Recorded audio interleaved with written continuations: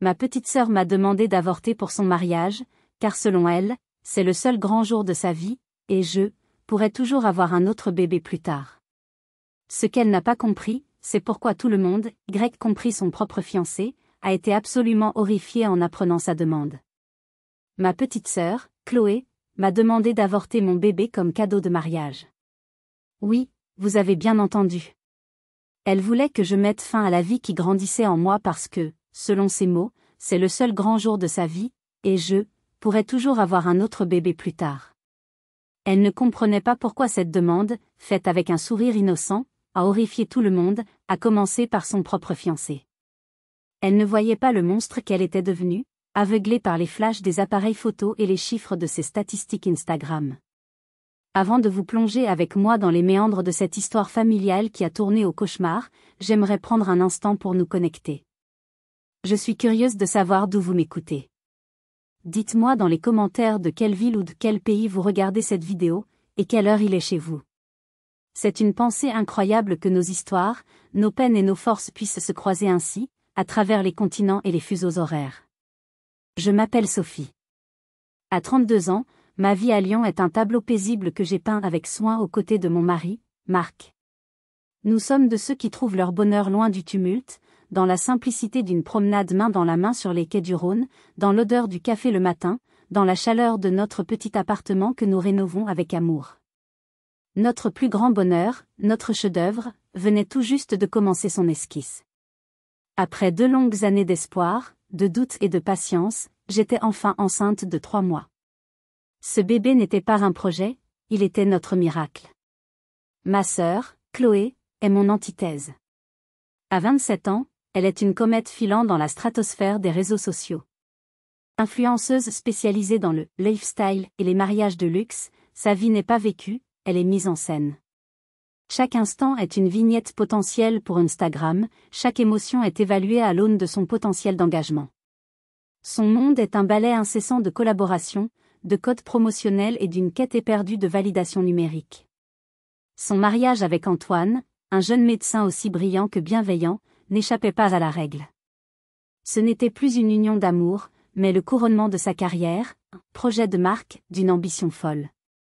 Le point d'orgue était un contrat de sponsoring mirobolant avec une prestigieuse maison de luxe parisienne. Le cahier des charges était draconien, un mariage d'une perfection absolue, un film publicitaire d'1 an sur le romantisme à la française, où chaque détail, de la nuance des pétales de rose à la texture des nappes, devait être validé. La fête de fiançailles, organisée dans un château somptueux en Provence, était le premier acte de cette pièce de théâtre. L'air embaumait la lavande et le champagne, mais tout sonnait creux. Les rires semblaient forcés, les conversations étaient des murmures calculés pour ne pas perturber les caméras qui glissaient silencieusement entre les invités.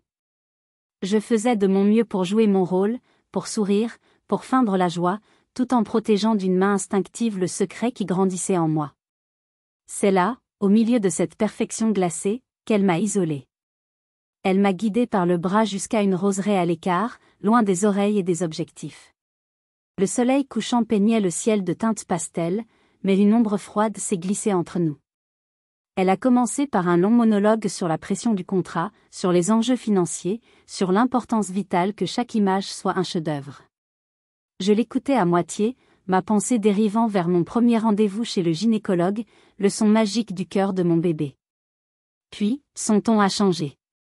Son regard s'est durci en se posant sur mon ventre. Sophie, a-t-elle articulé lentement, il faut qu'on parle de ça. Elle a fait un vague geste en direction de mon ventre. Le contrat, tu sais, il est extrêmement précis sur l'image de marque. Ils veulent du rêve, du glamour. Une esthétique, pure. J'ai senti un frisson glacial me parcourir l'échine. Je ne comprenais pas où elle voulait en venir, mais une peur sourde commençait à naître en moi. Et soyons honnêtes, a-t-elle poursuivi, sa voix devenant un murmure coupant, une femme enceinte, avec le visage fatigué, le corps qui change, ce n'est pas vraiment l'image qu'ils vendent. Le monde autour de moi a cessé de tourner. Les sons se sont tus. Il n'y avait plus que sa voix. Ce que je te propose, a-t-elle dit, comme si elle m'offrait une opportunité en or, c'est une solution simple. Pour le bien de l'équipe. Tu pourrais reporter. Juste pour quelques mois. Un avortement, ce n'est rien de nos jours. Et vous êtes jeune, toi et Marc, vous aurez tout le temps d'en avoir un autre. Mais moi, ce contrat, c'est l'opportunité d'une vie. Elle a souri, un sourire éclatant et vide. Considère ça comme ton cadeau de mariage. Le plus beau de tous. Tu ne comprends pas, c'est toute ma carrière qui est en jeu, a-t-elle chuchoté, ses yeux brillants d'une lueur fanatique. Ce n'était pas la demande d'une sœur. C'était l'ultimatum d'une femme d'affaires prête à tout pour réussir. Et ce cauchemar ne faisait que commencer. Le retour à Lyon s'est fait dans un silence de plomb, lourd de mots inexprimés et d'horreurs partagées. Marc serrait si fort le volant que ses jointures étaient blanches. De temps à autre, il tournait la tête vers moi, son regard un mélange de fureur et d'infinie tristesse. Moi, j'étais ailleurs. Mon corps était sur le siège passager, mais mon esprit était resté en Provence, piégé dans cette roseraie, rejoint en boucle la Seine. Chaque mot de Chloé résonnait dans ma tête comme le glas. Un avortement. Un cadeau. Une fois la porte de notre appartement refermée, le barrage a cédé. Je me suis effondrée en larmes, des sanglots silencieux et déchirants qui semblaient venir du plus profond de mon âme. Comment en étions-nous arrivés à ce point de non-retour? Comment cette petite fille aux couettes blondes, qui venait se réfugier dans mon lit après un cauchemar, avait-elle pu se métamorphoser en cette créature froide et calculatrice? Machinalement, j'ai sorti une vieille boîte à chaussures remplie de photos. Je cherchais une preuve. La preuve qu'elle n'avait pas toujours été comme ça. J'ai trouvé une photo de nous à la plage, à Carnac. J'avais peut-être 10 ans, elle 5. Elle avait construit un château de sable et un vague l'avait emportée. Sur la photo, elle pleurait à chaudes larmes dans mes bras, et je la serrais fort, lui promettant qu'on en construirait un encore plus beau. J'avais toujours été sa protectrice. Sa grande sœur.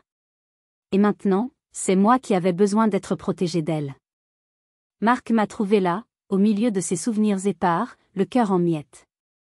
Il s'est assis à mes côtés, m'a enveloppé de ses bras et m'a laissé vider mon chagrin. On va surmonter ça, a-t-il répété encore et encore. Toi, moi et notre bébé. C'est tout ce qui compte. Sa voix était mon encre dans la tempête. Sa colère était palpable, une fureur juste et contenue. Il voulait appeler Chloé, appeler mes parents, faire éclater la vérité. Mais je l'ai retenu. Pas encore, ai-je murmuré. S'il te plaît. Laisse-moi juste comprendre. Une partie irrationnelle de moi espérait encore un réveil, une prise de conscience de sa part. J'ai donc choisi le silence. J'ai cessé de répondre à ses appels, prétextant des nausées matinales particulièrement fortes. Mais Chloé n'est pas du genre à accepter un « non » comme réponse. Elle a simplement changé de stratégie, passant de la demande frontale à une guérilla psychologique insidieuse. Les messages ont commencé à pleuvoir, chacun étant une petite goutte de poison distillée avec une fausse bienveillance. D'abord, ce fut un lien vers un article de blog, comment rester chic et discrète pendant sa grossesse. Puis, une photo d'une robe de demoiselle d'honneur, un modèle ample et sans forme, avec le message « J'ai trouvé ça pour toi ». Tellement élégant, et ça cachera tout parfaitement, personne ne verra rien. Chaque mot était choisi. Caché. Personne ne verra. Mon enfant n'était pas une joie à partager, mais un secret honteux à dissimuler. Ensuite, les messages sont devenus plus insistants. Au fait, tu n'as rien dit à maman et papa pour ta grossesse, j'espère? Je pense que ce serait mieux d'attendre après le mariage. Tu sais comment est maman, elle serait tellement excitée, elle ne parlerait que de ça. Ce serait dommage de détourner l'attention, non?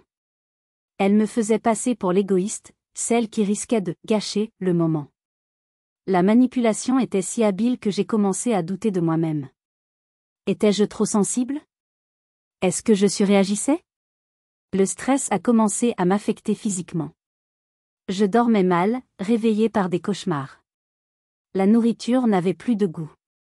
La joie pure que j'avais ressentie au début de ma grossesse était maintenant voilée par une anxiété constante. Marc voyait bien que je m'épuisais. Un soir, il a préparé mon plat préféré et a allumé des bougies. Sophie, a-t-il dit doucement, tu n'as pas apporté ça toute seule. C'est notre combat. Je ne la laisserai pas te détruire. Je savais qu'il avait raison. Mais la peur de la confrontation, la peur de faire exploser notre famille, me paralysait. Je continuais à espérer que si j'ignorais le problème, il disparaîtrait. Mais chaque vibration de mon téléphone était un rappel brutal que le problème était bien là, qu'il grandissait et qu'il devenait de plus en plus menaçant. Une partie de moi voulait encore croire en la petite sœur de la photo. Mais ce que Chloé a fait ensuite a pulvérisé ce souvenir à tout jamais. J'avais naïvement cru que Chloé se lasserait, que mon silence finirait par ériger un mur qu'elle ne chercherait pas à franchir. Quelle erreur! Pour une personne comme elle, le silence n'est pas un mur, c'est un espace vide à remplir avec son propre récit, sa propre version de la vérité. Et elle a choisi de le faire de la manière la plus cruelle qui soit, publiquement. L'attaque a eu lieu sur un terrain que je pensais sûr, notre groupe de discussion familiale sur WhatsApp. C'était notre petit jardin secret, un lieu d'échange léger, de photos de vacances et de nouvelles de tous les jours. Un soir, alors que Marc et moi regardions un film, blottis l'un contre l'autre, mon téléphone a vibré. Une notification du groupe « Famille Dubois ». Chloé venait de poster une photo. En l'ouvrant, j'ai senti l'air me manquer. C'était une photo de moi, prise à la fête de fiançailles. Une photo volée. L'angle était choisi avec une précision diabolique. J'étais assise, le dos légèrement voûté, surprise en train de bâiller discrètement. La lumière crue accentuait les cernes sous mes yeux. Ma main sur mon ventre ne semblait plus protectrice, mais lasse. L'image ne criait pas la joie de la maternité, mais un épuisement profond et peu flatteur. La légende, cependant, était le véritable coup de poignard, un chef-d'œuvre de perfidie masqué en inquiétude fraternelle. Ma douce Sophie, on dirait que la grossesse te met à rude épreuve. On voit que tu es épuisée. Il faut absolument qu'on te trouve une robe magnifique pour le grand jour, pour que tu sois la plus belle et que personne ne remarque ta petite fatigue et ton ventre. Les mots dansaient devant mes yeux. Épuisée. Petite fatigue. Personne ne remarque. Elle ne me soutenait pas. Elle me désignait comme un problème esthétique à résoudre. Elle me disait, devant toute notre famille, que j'étais une imperfection dans son tableau. Le pire a été la réaction en chaîne qui a suivi. Ma mère a été la première à mordre à l'hameçon. Oh, Chloé a raison, ma chérie. Tu as l'air exténuée. Repose-toi bien. Il ne faudrait pas que tu aies l'air négligé sur les photos du mariage. Puis ma tante, la sœur de ma mère, a renchéri, une coupe empire de couleur marine, ce serait parfait pour camoufler tout ça. Camoufler. Le mot est tombé comme un coup près. Il parlait de mon enfant. De mon corps qui créait la vie. Personne n'a vu la malveillance. Personne n'a remis en question l'angle de la photo ou la formulation de la légende. Ils avaient tous accepté la version de Chloé. Sophie est fatiguée et son ventre est un problème à gérer. J'étais seule, complètement seule, face à une coalition familiale inconsciente, menée par une manipulatrice de génie. Honnêtement, que feriez-vous à ma place? Comment réagiriez-vous face à cette humiliation publique orchestrée par votre propre sœur, avec la complicité involontaire de votre mère? Dites-le moi dans les commentaires. J'ai besoin de savoir si ma colère est légitime ou si je suis, comme il le suggérait, trop sensible. Cette nuit-là, la tristesse a fait place à une rage froide et lucide. C'en était assez. Le lendemain, je me suis levée avec une nouvelle résolution. Fini la peur. Fini le silence. J'allais appeler ma mère et tout lui dire. J'allais lui révéler la demande monstrueuse de sa fille chérie. Mon doigt tremblait au-dessus du nom de ma mère dans mes contacts. J'ai pris une grande inspiration, prête à affronter la tempête. Mais avant que je puisse appuyer, une autre notification est apparue, une bannière Instagram. Chloé Dubois vient de publier une story. Poussée par une curiosité morbide, j'ai ouvert l'application. Et là, j'ai compris que j'avais déjà un coup de retard. La vidéo montrait son visage en gros plan. Ses yeux de biche étaient brillants de larmes savamment contenues. Sa lèvre inférieure tremblait juste assez pour être visible. D'une voix brisée par l'émotion, elle se confiait à ses centaines de milliers de followers. C'est si dur parfois, sanglotait-elle. Vous donnez tout, vous travaillez si dur pour réaliser vos rêves, et parfois, ce sont les personnes les plus proches de vous qui sont les plus égoïstes. Celle qui essaie de vous voler votre lumière parce qu'elle ne supporte pas de ne pas être le centre de l'univers. Elle avait retourné la situation avec une maîtrise effrayante. Elle n'était plus l'agresseur, elle était la victime. Et moi, sans même être nommée, j'étais devenu le bourreau. Elle venait de porter le conflit sur la place publique, et m'avait jeté en pâture à ses lions. La story de Chloé a explosé. C'était un coup de maître stratégique. En se posant en victime, elle a non seulement détourné l'attention de son propre comportement, mais elle a aussi galvanisé sa communauté. La section des commentaires de sa dernière publication a été inondée d'un tsunami de soutien. Nous sommes avec toi, Chloé, quelle tristesse que la jalousie puisse exister même dans sa propre famille, ignore les personnes toxiques, tu es une reine. Des milliers de messages qui, indirectement, me condamnaient. J'ai commencé à recevoir des messages privés sur mon propre compte Instagram, qui était pourtant modeste. Des insultes, des menaces. Des inconnus qui se sentaient investis de la mission de défendre leur idole contre la sœur jalouse et malveillante. C'était surréaliste et terrifiant. Je me sentais comme prise au piège dans une mauvaise émission de télé-réalité, sauf que c'était ma vie. Marc était hors de lui. C'est de la diffamation publique, Sophie. On ne peut pas laisser passer ça. Il parlait d'avocat, de mise en demeure. Mais je savais que cela ne ferait que jeter de l'huile sur le feu, que cela donnerait à Chloé encore plus de matière pour son mélodrame. C'est là qu'Isabelle, ma meilleure amie, est entrée en scène. Je l'avais eue au téléphone, en larmes, juste après avoir vu la story. Je lui avais tout raconté, sentant que je ne pouvais plus garder ce secret pour moi. Isabelle n'est pas du genre à rester passive face à l'injustice. Elle ne s'en tirera pas comme ça, m'avait-elle dit d'une voix glaciale. Fidèle à sa parole, elle a agi. Elle a créé un compte anonyme sur un forum français très influent, connu pour ses débats passionnés et sa capacité à faire émerger des vérités cachées. Le titre de sa publication était une bombe à lui seul. Mon influenceuse de sœur m'a demandé d'avorter pour ne pas gâcher ses photos de mariage. Le texte était factuel, précis, dénué d'émotions superflues, ce qui le rendait encore plus percutant. Isabelle a détaillé la conversation dans la roseraie, le prétexte du contrat, les messages de manipulation, l'humiliation de la photo sur WhatsApp, et enfin, la story hypocrite. Elle a décrit la situation sans jamais donner nos noms, mais les détails étaient si spécifiques, une influenceuse mariage, un contrat avec une marque de luxe, des fiançailles dans un château en Provence, que pour quiconque suivait Chloé, le lien était évident. L'effet a été immédiat et dévastateur. En moins de 12 heures, le post était en tête du forum. Il a été partagé des milliers de fois sur Twitter et Facebook. Les gens étaient révoltés. La marée de l'opinion publique, si prompte à soutenir Chloé, a commencé à tourner. Les commentaires sur le forum étaient sans appel. C'est le narcissisme à son paroxysme, j'espère que la marque en question verra ça et annulera son contrat, quel monstre. J'ai de la peine pour sa sœur. Le lendemain matin, mon téléphone a sonné. C'était Chloé. Sa voix n'était plus celle d'une victime en pleurs, mais celle d'une furie. Qu'est-ce que tu as fait, a-t-elle hurlé, sans même dire bonjour. Tu as tout fichu en l'air. Ma carrière, mon mariage. Tout. Es-tu contente maintenant? Tu as réussi à me détruire. Elle était tellement aveuglée par sa rage qu'elle ne pouvait même pas envisager que quelqu'un d'autre ait pu écrire ce post. Pour elle, j'étais la seule coupable possible. J'ai attendu qu'elle finisse sa tirade. Puis, avec un calme qui m'a moi-même surprise, j'ai répondu, je n'ai pas écrit ce post, Chloé. Mais le fait que tu sois si sûre que c'est moi en dit long.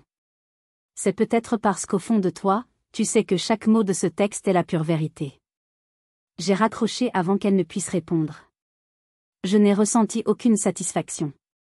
Juste une immense lassitude. Elle n'avait exprimé aucun remords, seulement de la fureur face aux conséquences. La machine médiatique était lancée et ne pouvait plus être arrêtée. Des blogs people ont commencé à relayer l'histoire. Un magazine en ligne a publié un article intitulé « Scandale dans l'influence, la vérité derrière le sourire parfait ?» La photo de Chloé, bien que floutée, était impossible à ne pas reconnaître. Le vent avait tourné. La chasseresse était devenue la proie. Et la première fissure sérieuse dans son monde parfait n'est pas venue des médias, mais de l'homme qui avait promis de l'épouser. Au milieu du chaos médiatique grandissant, alors que le nom de Chloé était sur toutes les lèvres virtuelles, j'ai reçu l'appel que je redoutais et espérais à la fois. C'était Antoine. Sa voix, habituellement si chaleureuse, était tendue, presque méconnaissable. Sophie, c'est Antoine. J'ai besoin de te parler. J'ai besoin de la vérité. La tienne. Ces mots ont fait naître en moi un mélange de peur et de soulagement. Peur de raviver la douleur en racontant tout à nouveau. Soulagement que quelqu'un, enfin, cherche à regarder au-delà du spectacle de ma sœur. Chloé est inconsolable, a-t-il commencé, sa voix lasse. Elle me jure que tu as monté toute cette histoire, que tu es consumée par la jalousie depuis notre rencontre. Elle dit que tu déformes ses paroles, que tu veux briser notre couple. Je l'aime, Sophie. Je veux la croire. Mais, quelque chose ne sonne pas juste. Son histoire change tout le temps. D'abord, c'était une dispute sur une robe, maintenant, c'est un complot contre elle. S'il te plaît, dis-moi ce qu'il s'est réellement passé. J'ai pris une grande inspiration, cherchant la force dans le petit être qui grandissait en moi. Et j'ai parlé. Je lui ai raconté la scène dans la roseraie, en citant les mots exacts de Chloé. Considère ça comme ton cadeau de mariage. Je lui ai parlé du contrat de sponsoring, de la pression qu'elle avait invoquée. Je lui ai lu certains des messages qu'elle m'avait envoyés, ceux sur les robes pour « camoufler » mon ventre. Je lui ai décrit l'humiliation de la photo sur le groupe familial. Ma voix était calme, presque clinique. L'effet était si accablant qu'il n'avait besoin d'aucun artifice dramatique. Le silence à l'autre bout du fil était assourdissant. Je pouvais presque entendre les rouages de son esprit tourner, les pièces du puzzle s'assembler pour former une image qu'il refusait de voir. Une robe ? A-t-il finalement murmuré, et dans ce seul mot, j'ai entendu tout son monde s'effondrer. Elle m'a juré que c'était juste une stupide dispute à propos d'une robe de demoiselle d'honneur. Il a marqué une pause. Merci, Sophie. Je dois réfléchir. Et il a raccroché. Je savais que je venais de planter une graine de vérité dans un champ de mensonges. Il ne me restait plus qu'à attendre de voir si elle germerait. Forte de ce premier pas, j'ai décidé qu'il était temps d'affronter le mur le plus solide de tous, ma mère. Mais cette fois, je n'allais pas subir la conversation, j'allais la provoquer. Je l'ai appelée. Maman, je t'appelle pour te dire ma vérité, une seule fois, sans interruption, ai-je commencé, ne lui laissant pas le temps de m'attaquer. Je lui ai tout raconté, ma voix ferme malgré les tremblements. Quand j'ai eu fini, le silence a été suivi, non pas d'un rire amer cette fois, mais d'un soupir exaspéré. Sophie, Sophie. Tu dramatises toujours tout. Ta sœur est sous une pression énorme. Elle a sûrement dit des choses qu'elle ne pensait pas. Au lieu de la soutenir, tu la poignardes dans le dos. C'est ta famille. M'a-t-elle soutenue, maman, quand elle m'a demandé de me débarrasser de son neveu, ai-je rétorqué, la colère montant enfin. M'a-t-elle soutenue quand elle m'a humiliée devant vous tous ? Ou quand elle m'a traité d'égoïste devant des centaines de milliers de personnes ? Quand as-tu cessé d'être ma mère pour devenir uniquement son avocate ? Le coup a porté. Elle a bafouillé. Ce n'est pas la même chose. Chloé est plus sensible. Non, maman, ai-je coupé, ma décision prise. Elle n'est pas plus sensible. Elle est juste plus gâtée. Et j'ai fini de payer pour ça. Je t'aime, mais je ne peux plus faire partie de ce jeu. J'ai besoin de protéger mon enfant et ma santé mentale. Alors, je vais prendre mes distances. Le jour où tu seras prête à être la mère de tes 2 filles, et pas seulement d'une seule, tu sais où me trouver. J'ai raccroché, le cœur battant à tout rompre, mais pour la première fois, je me sentais libre. Libre de son jugement, libre de sa partialité. J'avais érigé une frontière pour me protéger. Je pensais être seule à présent, une île déserte. Mais c'est alors que mon téléphone a sonné à nouveau. C'était ma tante Hélène. Et son appel allait révéler que la maladie qui rongeait notre famille était bien plus ancienne et profonde que je ne l'avais jamais imaginé. Si vous êtes arrivé jusqu'ici, laissez un commentaire pour nous dire ce que vous auriez fait à la place d'OP. Vous pouvez aussi écrire simplement le chiffre 1 pour montrer que vous suivez encore. Et dites-nous, Vous regardez cette histoire depuis quelle région ou quel pays? La voix de ma tante Hélène était comme un port dans la tempête. Douce, calme, et surtout, pleine d'une compréhension qui m'avait cruellement manqué. Sophie, ma chérie, a-t-elle commencé, ta mère vient de m'appeler. Elle est dans tous ses états. Elle dit que tu es devenue folle. Mais je n'ai pas appelé pour te dire ça. J'ai appelé pour te dire que tu n'es pas folle. Et que tu n'es pas seule. Le soulagement m'a submergée si violemment que j'ai éclaté en sanglots. C'était la première fois depuis des semaines que je ne pleurais pas de tristesse ou de colère, mais de pure gratitude. Quelqu'un me voyait. Quelqu'un me comprenait. Ce que Chloé t'a fait est monstrueux, a continué Hélène d'une voix posée. Mais malheureusement, cela ne me surprend qu'à moitié. Tu sais, ma chérie, les motifs se répètent. Et Chloé a un motif bien établi depuis des années. Intriguée, j'ai arrêté de pleurer pour l'écouter. Que veux-tu dire? Tu es trop jeune pour te souvenir de tout, a-t-elle expliqué, mais le problème a commencé très tôt. Ta mère, pour des raisons qui lui appartiennent, a toujours vu en Chloé une sorte de version améliorée d'elle-même, la fille qui accomplirait tout ce qu'elle n'avait pas pu faire. Chaque caprice de Chloé était interprété comme un signe de fort caractère, chaque crise de colère comme la marque d'une personnalité passionnée. Vous n'avez jamais été élevé sur un pied d'égalité. Elle a marqué une pause, comme pour me laisser absorber l'information. Je vais te raconter quelque chose que peu de gens savent. Te souviens-tu de ta cousine Naomi et de son mari, Marc-Antoine? Il y a quelques années, ils avaient prévu un grand voyage en Italie pour leur 5e anniversaire de mariage. Ils en parlaient depuis des mois. Mais la date tombait juste une semaine avant le lancement du premier gros partenariat de Chloé avec une marque de vêtements. Chloé a appelé Naomi. Elle lui a expliqué que sa présence était absolument cruciale pour son soutien émotionnel. Elle a insinué que si Naomi partait, elle prouverait qu'elle ne se souciait pas de sa réussite.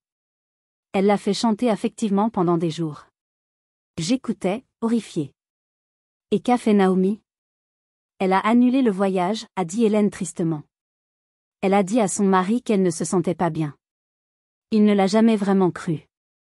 Cela a créé une fissure dans leur couple qui a mis des années à se réparer. Naomi n'a jamais osé en parler à personne. Elle avait trop honte de sa propre faiblesse et trop peur de la réaction de ta mère. Tante Hélène a continué. Elle m'a raconté d'autres histoires, plus petites mais tout aussi révélatrices. Le jour où Chloé a piqué une crise parce qu'une amie avait annoncé ses fiançailles le même mois qu'elle, l'accusant de lui voler son moment. Ou la fois où elle a exigé que son groupe d'amis change complètement sa destination de vacances parce que le paysage ne correspondait pas à l'esthétique de son feed Instagram. Tu vois, Sophie, a dit Hélène, ta sœur a été élevée en pensant que le monde était un décor et que les autres étaient des figurants pour sa propre histoire. Elle ne conçoit pas que les autres aient leurs propres besoins, leur propre vie, leur propre drame. Ce que tu as fait, ce n'est pas seulement refuser une demande horrible. C'est refuser ton rôle de figurante. Tu as rappelé à la star du film que tu étais, toi aussi, la protagoniste de ta propre vie. Et pour une narcissique, c'est la trahison suprême. Cette conversation a été une révélation. Ce n'était pas juste une dispute entre sœurs. C'était l'aboutissement de décennies de dysfonctionnement familial. La culpabilité qui me rongeait s'est évaporée, remplacée par une compréhension claire et douloureuse de la situation. Je n'étais pas le problème. J'étais le symptôme qui révélait la maladie. Pendant ce temps, comme une prophétie autoréalisatrice, la parole commençait à se libérer sur Internet. Dans le fil de discussion du forum, d'autres personnes ont commencé à partager leurs expériences avec Chloé, sous le couvert de l'anonymat. Une maquilleuse a parlé de son arrogance et de ses exigences déraisonnables. Une ancienne camarade de classe a raconté comment Chloé avait répandu des rumeurs pour écarter une rivale. La statue dorée qu'elle avait érigée à sa propre gloire était en train de s'effriter, révélant l'argile fragile et toxique qu'elle contenait. Le procès public de Chloé ne faisait que commencer, et les témoins se pressaient au portillon. L'avalanche de témoignages a transformé la crise de Chloé en une véritable exécution publique. Son image, si méticuleusement construite, a été démolie pièce par pièce, non pas par une seule publication anonyme, mais par une chorale de voix qui avait été réduite au silence pendant des années. Ces tentatives de contre-attaque étaient pathétiques. Elle a publié une vidéo larmoyante, parlant d'une « campagne de haine » et de « cyberharcèlement ». Mais le public n'était plus dupe. Le commentaire le plus populaire sous sa vidéo disait « Le seul harcèlement ici, c'est celui que tu as fait subir aux autres pendant des années. » Bienvenue dans le monde réel. Le coup fatal est venu du monde des affaires. Les marques sont des entités froides, elles ne se soucient pas de la morale, mais elles détestent la mauvaise publicité. La prestigieuse maison de luxe, qui avait misé si gros sur Chloé, a été la première à la lâcher. Leur communiqué de presse, bien que poli, était d'une brutalité sans équivoque. Nous avons pris connaissance des récentes allégations concernant mademoiselle Chloé Dubois. Bien que nous ne commentions pas les rumeurs, nous tenons à réaffirmer que nos valeurs d'entreprise sont basées sur le respect et l'intégrité. En conséquence, nous avons pris la décision mutuelle de mettre fin à notre collaboration. Décision mutuelle. Tout le monde savait ce que cela signifiait. Elle était virée. Ce fut le signal de la curée. En l'espace de 48 heures, tous ces autres contrats ont été annulés. Une marque de cosmétiques a annoncé qu'elle réévaluait ses partenariats. Une entreprise de boissons, Bien-être, a supprimé toutes les photos d'elle de leur site. Même le petit créateur de bougies artisanales avec qui elle collaborait a publié une story disant qu'il soutenait les familles avant tout. Son empire financier, bâti sur une illusion de perfection, s'est évaporé comme de la fumée. De mon côté, j'observais cette débâcle avec un détachement presque clinique. Je ne ressentais aucune joie, aucune vengeance. C'était comme regarder un accident de voiture au ralenti. C'était horrible, mais inévitable. Toute ma concentration était tournée vers l'intérieur, vers la petite vie qui bougeait en moi, un rappel constant de ce qui était réel et important. Un soir, Marc est rentré plus tard que d'habitude, le visage sombre. « J'ai vu Antoine », a-t-il dit simplement. Il s'était vu pour boire un verre. C'est Antoine qui avait insisté. Il avait besoin de parler. Il est anéanti, Sophie, m'a raconté Marc. Il m'a dit qu'il avait essayé de parler à Chloé, de la confronter à la vérité. Mais elle est dans le déni le plus total. Pour elle, le seul problème, ce n'est pas ce qu'elle a fait, c'est que ça se soit su. Sa seule préoccupation est de savoir comment limiter les dégâts sur sa marque. Antoine avait finalement compris qu'il n'était pas amoureux d'une femme, mais d'une construction, d'un avatar. Il a raconté à Marc comment, ces derniers mois, tout était devenu une mise en scène. Leur dîner au restaurant était choisi en fonction du potentiel instagrammable du lieu. Leurs conversations étaient répétées avant d'être filmées pour des stories spontanées. Même leurs moments d'intimité semblaient parfois interrompus par une idée de contenu. Le plus triste, a dit Marc en citant Antoine, c'est quand je lui ai parlé de ton bébé. Je lui ai dit, mais Chloé, tu te rends compte de ce que tu as demandé? C'est ton neveu, ton propre sang. Et elle m'a regardé avec des yeux vides et a répondu, ce n'est pas encore un bébé, c'est juste un problème logistique. Ces mots ont résonné en moi, glaçant. Un problème logistique. C'est tout ce que mon fils représentait pour elle. Il va la quitter, Sophie, a conclu Marc doucement. Il ne sait pas encore quand ni comment, mais il sait qu'il ne peut pas construire sa vie avec quelqu'un qui est aussi vide à l'intérieur. Il a dit qu'il avait l'impression d'être fiancé à un hologramme. En apprenant cela, je n'ai ressenti qu'une profonde pitié. Pitié pour Antoine, qui avait sincèrement aimé une illusion. Et une pitié encore plus grande pour ma sœur, si déconnectée de sa propre humanité qu'elle ne voyait plus les êtres humains, mais seulement des obstacles ou des atouts pour sa carrière. Je savais que, acculée et abandonnée, elle tenterait un dernier coup. Mais je ne m'attendais pas à ce qu'il soit si désespéré, si personnel. Elle allait venir frapper à ma porte. La sonnette a retenti un après-midi pluvieux. Je n'attendais personne. Le simple son m'a fait sursauter, un réflexe acquis après des semaines de tension. J'ai jeté un œil par le Judas et mon souffle s'est coupé. C'était Chloé. Mais ce n'était pas la Chloé que le monde connaissait. Pas de brushing impeccable, pas de maquillage, nude, savamment appliqué. Ses cheveux étaient plaqués par la pluie, son visage était blafard et bouffi. Elle portait un simple jogging gris, comme si elle s'était habillée dans le noir. Elle semblait ordinaire. Vulnérable. Une part de moi, la part rationnelle qui avait tant souffert, m'a hurlé de ne pas ouvrir. De la laisser sous la pluie, seul avec les conséquences de ses actes. Mais une autre part, plus ancienne, plus profonde, la part de la grande sœur qui l'avait consolée après ses cauchemars, a pris le dessus. J'ai déverrouillé la porte. Elle est entrée sans un mot, laissant des traces d'eau sur le parquet. Elle est restée plantée au milieu de mon salon, regardant autour d'elle comme si elle découvrait un pays étranger. Mon petit appartement simple et chaleureux devait lui sembler bien fade comparé à ses décors de shooting. Sophie, a-t-elle finalement murmuré, sa voix rauque. J'ai attendu, le cœur battant. Allait-elle enfin s'excuser? Allait-elle enfin montrer un semblant de remords? Mais ce qui a suivi n'était pas des excuses. C'était la performance de sa vie. Elle a levé les yeux vers moi, et ils se sont remplis de larmes. De vraies larmes, cette fois, semblait-il.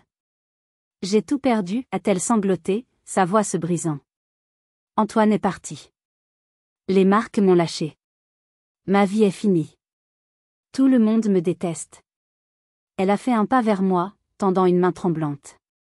Tu es tout ce qui me reste. Tu es ma grande sœur. Tu as toujours été là pour moi. Tu dois m'aider. S'il te plaît. J'étais abasourdie par son audace. T'aider? Comment pourrais-je t'aider, Chloé?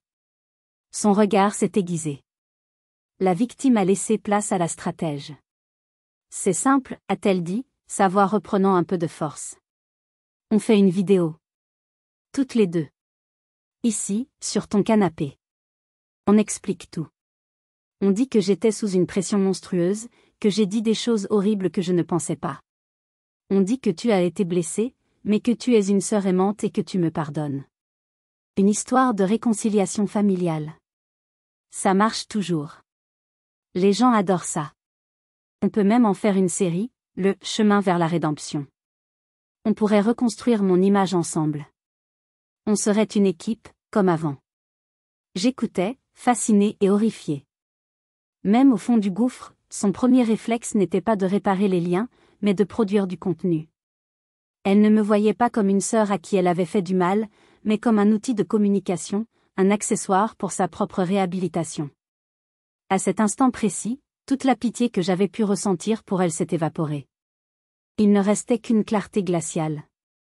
J'ai reculé d'un pas, créant une distance physique qui reflétait la distance émotionnelle abyssale entre nous. Non, Chloé. Le mot, prononcé calmement, a eu l'effet d'une déflagration. Elle m'a dévisagé, incrédule. Le mot « non » ne faisait clairement pas partie de son vocabulaire. Non, a-t-elle répété, comme si elle n'avait pas compris. Non, ai-je réaffirmé, ma voix gagnant en assurance. Ma vie n'est pas un épisode de ta télé-réalité. Mon pardon n'est pas un produit que tu peux utiliser pour redorer ton blason. Je ne mentirai pas pour toi. Je ne participerai pas à cette mascarade. J'ai vu la surprise se muer en rage dans ses yeux.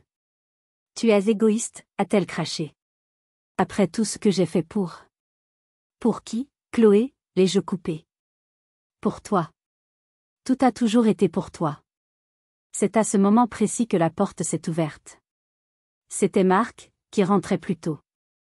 Il a vu la scène, moi, debout et droite, Chloé, le visage déformé par la fureur, et il a tout de suite compris.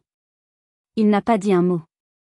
Il est simplement venu se placer à côté de moi, posant sa main au creux de mon dos. Sa présence silencieuse était plus puissante que n'importe quel cri. C'était un mur. C'était la fin de la conversation. Chloé nous a regardés, son regard passant de moi à Marc, puis de nouveau à moi. Elle a vu que nous étions un bloc, une forteresse imprenable. Elle a compris qu'elle n'avait plus aucune prise. Le masque de la victime est tombé, révélant un visage vide et las. Sans un mot de plus, elle a fait demi-tour et est sortie, claquant la porte derrière elle. Le bruit a résonné dans l'appartement, marquant la fin. La fin de tout. Le claquement de la porte a laissé derrière lui un silence assourdissant. Un silence rempli de tout ce qui n'avait pas été dit, de toutes les excuses qui n'avaient pas été faites, de tous les ponts qui venaient d'être définitivement brûlés. Marc m'a serré dans ses bras et je me suis laissé aller contre lui, épuisé. La bataille était terminée. Il n'y avait ni vainqueur ni vaincu. Juste des ruines. Les jours qui ont suivi ont été étrangement calmes. Le nom de Chloé a progressivement disparu des fils d'actualité et des conversations. Dans le monde impitoyable d'Internet, une semaine est une éternité. Une nouvelle polémique avait déjà remplacé la sienne. Son drame était devenu l'actualité d'hier. La confirmation finale de la fin de son ancienne vie est venue d'Antoine. Il m'a envoyé un court message, sobre et digne, juste pour te dire que tout est officiellement terminé. J'ai déménagé. Je te souhaite, à toi et à Marc, tout le bonheur du monde. Vous le méritez. Je lui ai répondu en lui souhaitant la même chose. C'était un homme bon, pris au piège d'une histoire qui n'était pas la sienne. Puis, Chloé a fait sa dernière apparition, son chant du cygne numérique. Une unique story sur Instagram, publiée au milieu de la nuit. C'était une vidéo courte, granuleuse, probablement filmée avec son téléphone. Pas de lumière professionnelle, pas de mise en scène. La caméra était posée sur une table, filmant le salon de l'appartement qu'elle avait partagé avec Antoine. La pièce était vide, désolée. Les murs nus portaient les traces fantomatiques des cadres et des meubles qui n'étaient plus là. On entendait le bruit de la pluie contre les fenêtres. Chloé est entrée dans le champ. Elle s'est assise par terre, au milieu de la pièce vide. Elle a ramené ses genoux contre sa poitrine et a regardé l'objectif. Son visage était un masque de vide. Il n'y avait plus de larmes, plus de colère. Juste une absence totale d'émotion. Elle est restée silencieuse pendant de longues secondes, qui ont semblé durer une éternité. Puis, elle a parlé, sa voix à peine un murmure, comme si elle se parlait à elle-même. Tout le monde est parti. L'écran est devenu noir. Le lendemain matin, son compte Instagram, autrefois un hôtel vibrant dédié à sa propre gloire, n'existait plus. La page affichait un simple « utilisateur introuvable ». Elle s'était effacée. Elle avait appuyé sur le bouton « supprimer », anéantissant des années de travail, des centaines de milliers de followers, et l'identité même qu'elle s'était construite. En voyant ça, je n'ai ressenti aucune satisfaction. J'ai ressenti un vertige. J'ai pensé à cette jeune femme, ma sœur, seule dans un appartement vide, ayant tout perdu non pas à cause d'un complot ou de la jalousie des autres, mais à cause de son incapacité à voir au-delà de son propre reflet. Sa plus grande peur n'était pas de perdre l'amour ou la famille, c'était de perdre son public. Et maintenant, le théâtre était vide. Le rideau était tombé. Et elle se retrouvait seule sur scène, sans rôle à jouer. Au milieu de cette désolation, ma propre vie continuait de s'épanouir. Mon ventre était maintenant bien rond, une promesse tangible d'avenir et d'amour. Chaque mouvement de mon bébé était un rappel que la vie continue, qu'elle est plus forte que les drames et les égos. Je passais des heures à préparer sa chambre, à plier de minuscules vêtements, à imaginer son visage. Je savais que ma tâche la plus importante serait de lui apprendre ce que ma sœur n'avait jamais appris, que la valeur d'une personne ne se mesure pas en « j'aime » ou en « followers », mais dans la gentillesse qu'elle offre, dans l'amour qu'elle partage, et dans sa capacité à être présente pour les autres. Je devais lui apprendre que le monde n'était pas un décor pour sa vie, mais une communauté à laquelle il appartenait. Le silence de Chloé était-il le début d'une prise de conscience? Ou simplement le silence de quelqu'un qui n'a plus personne à qui parler? Je ne le savais pas. Et pour la première fois, j'ai accepté que ce n'était plus mon problème. Mon problème, mon projet, ma joie, c'était l'avenir qui grandissait en moi. 8 semaines après la disparition numérique de Chloé, au cœur d'un été lyonnais doux et ensoleillé, notre fils Léo est né. Dès l'instant où je l'ai tenu contre moi, sa chaleur, son odeur, le son de sa respiration fragile, le monde a semblé se réaligner. Toutes les angoisses, toutes les blessures des mois passés se sont dissoutes dans l'immensité de cet amour nouveau. Il était la preuve vivante que même après l'incendie le plus dévastateur, la vie pouvait renaître, plus forte et plus belle. Notre appartement, autrefois témoin silencieux de mes larmes et de mes angoisses, est devenu un sanctuaire de joie. Les nuits étaient rythmées par les tétés et les changements de couches, les jours par les gazouillis et les siestes dans nos bras. C'était épuisant, chaotique, et absolument merveilleux. Marc s'est révélé être un père exceptionnel, patient et aimant, changeant les couches avec une concentration de chirurgien et chantant des berceuses d'une voix fausse mais pleine de tendresse. Nous n'étions plus seulement un couple, nous étions une trinité, une forteresse d'amour. J'ai choisi de ne pas faire de grandes annonces sur les réseaux sociaux. La naissance de mon fils était un événement trop sacré pour être jeté en pâture au monde virtuel. J'ai envoyé une simple photo et quelques mots à un cercle restreint d'amis et de membres de la famille. Ce qui comptait vraiment. Quelques jours plus tard, j'ai reçu un message. C'était Chloé. Je ne savais même pas qu'elle avait encore mon numéro. Le message était court, presque télégraphique. Félicitations. Il est très beau. Je ne sais pas quoi dire d'autre. J'ai lu et relu ces quelques mots. Il n'y avait pas d'excuses. Pas de remords exprimés. Juste un constat, et peut-être, dans le « je ne sais pas quoi dire d'autre », l'aveu d'une faillite émotionnelle. J'ai longtemps hésité. Une partie de moi voulait répondre, peut-être par politesse, peut-être par un reste d'habitude fraternelle. Mais j'ai choisi de ne pas le faire. Non par vengeance ou par colère. Mais parce que je savais qu'une vraie réconciliation ne pouvait pas commencer par un texto. Elle devait commencer par un profond travail sur elle-même. Et ce n'était pas mon rôle de le provoquer ou de le valider. Mon rôle était de protéger la bulle de paix que nous venions de créer pour notre fils. Ma mère, en revanche, a appelé. Sa voix était hésitante, fragile. Sophie, j'ai vu les photos. Léo est un ange. Elle a marqué une longue pause. Je suis désolée, Sophie. Pour tout. Je crois que j'ai été aveugle pendant très longtemps. C'était maladroit. C'était incomplet. Mais c'était un début. Je comprends si tu as besoin de temps, a-t-elle ajouté. Prends tout le temps qu'il te faudra. J'ai simplement répondu, merci, maman. C'était un premier pas sur un chemin qui serait sans doute long et difficile. Aujourd'hui, Léo a 6 mois. Il éclate de rire quand on lui fait des chatouilles et essaie d'attraper les rayons de soleil qui dansent sur le parquet. En le regardant, je comprends le sens du mot « inconditionnel ». Mon amour pour lui ne dépend pas de ses succès, de son apparence ou de sa popularité. Il est, tout simplement. J'ai entendu, par ma tante Hélène, que Chloé avait quitté Lyon. Elle a pris un travail de bureau anonyme dans une autre ville. Elle a coupé les ponts avec presque tout le monde. Je ne sais pas si c'est une fuite ou une reconstruction. J'espère sincèrement pour elle que c'est la seconde option. J'espère qu'un jour, elle trouvera un bonheur qui ne dépend pas du regard des autres. Cette épreuve m'a changé à jamais. Elle m'a appris la résilience. Elle m'a appris la force de poser des limites pour se protéger. Elle m'a montré que la vraie famille, ce sont les gens qui vous élèvent, pas ceux qui vous rabaissent pour briller. Et surtout, elle m'a donné le plus beau des cadeaux, mon fils, Léo, mon ancre dans le réel, mon horizon. Merci du fond du cœur d'avoir écouté mon histoire jusqu'au bout. Si elle a résonné en vous, n'hésitez pas à laisser un « j'aime » et à vous abonner pour d'autres récits de vie. Mais ce qui compte le plus pour moi, c'est de créer une communauté d'entraide.